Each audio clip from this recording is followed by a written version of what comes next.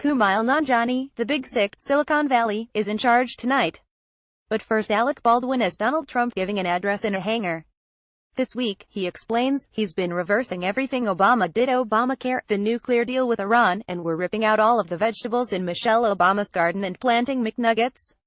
There's something less funny about Baldwin's performance than, say, a year ago, and that thing is that now Trump is the president. Sad Nanjiani comes out in a chic gray suit. Hosting is a big deal, he says.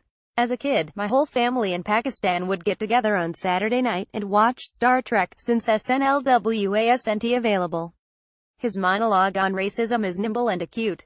Many online reviews for his recent film, The Big Sick, were racist, he explains. One complained of race mixing. First of all, nobody good ever uses the phrase race mixing.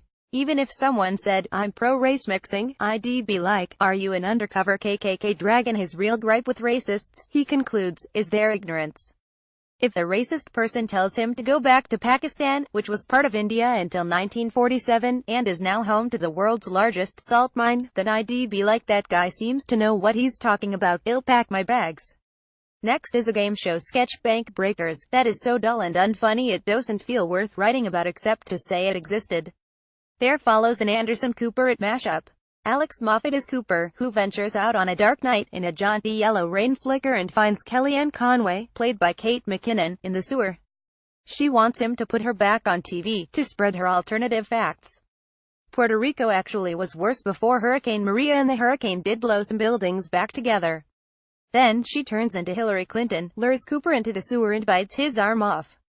Puerto Rico actually was worse before Hurricane Maria, and the hurricane did blow some buildings back together. Kellyanne Conway, Kate McKinnon. Another low-concept sketch, most of the ensemble in Halloween costumes, playing coworkers at an office party who learn their boss has tainted the cake with hepatitis A. It's another dud, even though Nanjiani is dressed as Groot from Guardians of the Galaxy.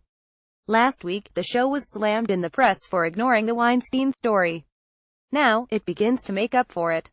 Aidy Bryant plays a moderator at the New York Film Festival, leading a women's round table with Viola Davis, Leslie Jones, Marion Cotillard, Cecily Strong, and Kate McKinnon as an ancient, fictional actress called Deebit Goldry. Jones and Strong are the straight women, really, setting up McKinnon. On the subject of whisper networks, McKinnon explains, "We had a secret code among us actresses to warn each other about creeps. The code was he raped me. And if the men were listening, they tuned us right out." Pink comes out and sings "What About Us," wearing a long tweed coat which is a little bit Oliver, but she crushes it, like the veteran she is. Weekend Update also hits Weinstein. "It's so easy to make jokes about a guy who looks like this," Michael Che says, pointing to a photo. "He looks like chewed bubblegum rolled in cat hair." Weinstein claims he has made a mistake. Che continues, "But Weinstein's actions were not a mistake. You assaulted dozens of women. That's not a mistake, that's a full season of Law Order."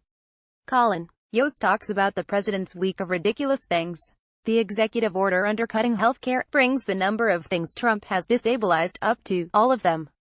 Strong joins as Ivana Trump, wearing a red power suit and binging on Ferrero Rocher. Nanjiani is back next, playing opposite Mikey Day in a gentle sketch in which Nanjiani is a slightly irritating hotel receptionist and Day is a guest staying courtesy the American government, having been rescued from North Korea.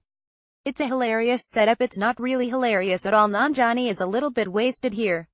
He's less wasted in the next sketch, where he's the doctor in a nursing home, talking to Mikey Day and Heidi Gardner, who are visiting their promiscuous grandmother, who is played by a silent but expressive McKinnon. "How did this happen?" the distraught grandchildren ask. "We think sex," Nanjiani replies, while McKinnon grimaces in an easy chair.